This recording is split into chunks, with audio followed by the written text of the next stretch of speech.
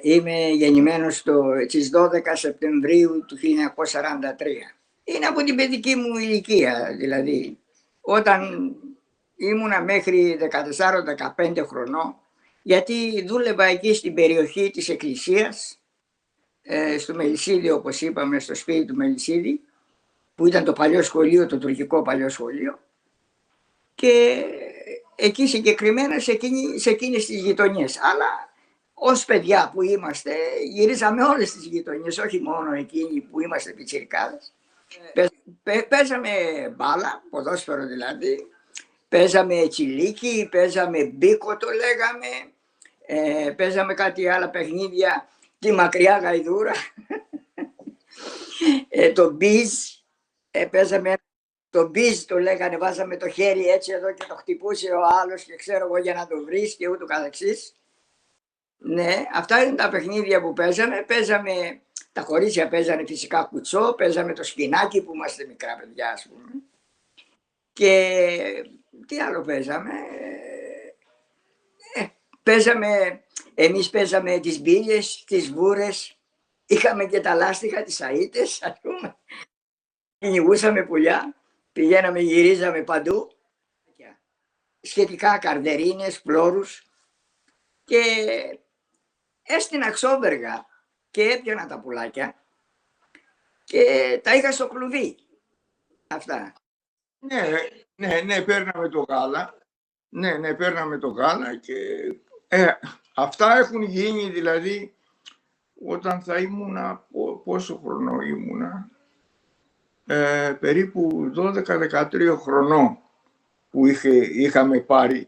Η μητέρα μου είχε ένα χωράφι στην Τρίγλια, στη Νέα Τρίγλια, το οποίο ο πατέρας μου δεν μπόρεσε να το δουλέψει, να το εργαστεί, να κάνει τίποτα με αυτό, ή θα το νίκιαζε, και τελικά, όπως ήταν τα πράγματα έτσι,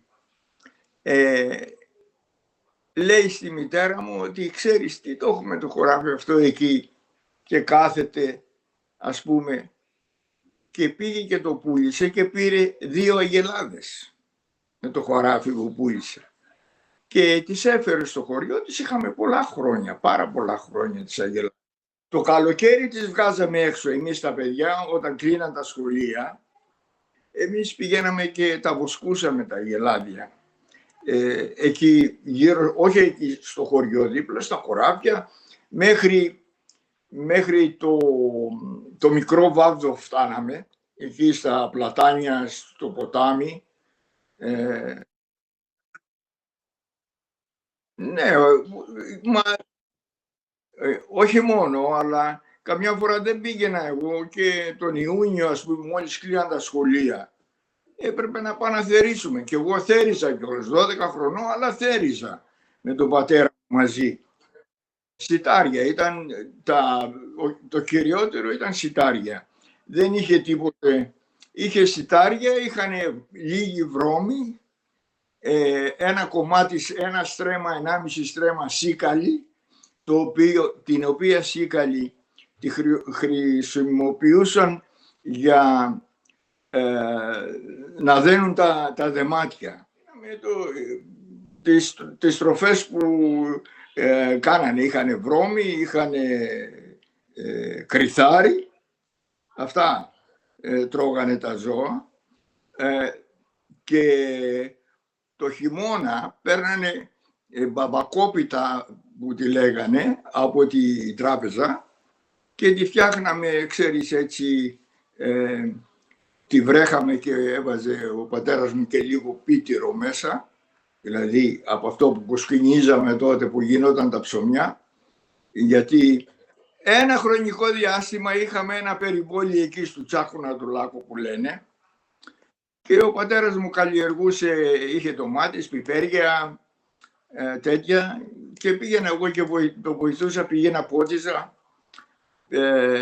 πήγαινα μάζευα, το κεραμιδαριό του Δούκα του Παστέλη, το θυμάσαι?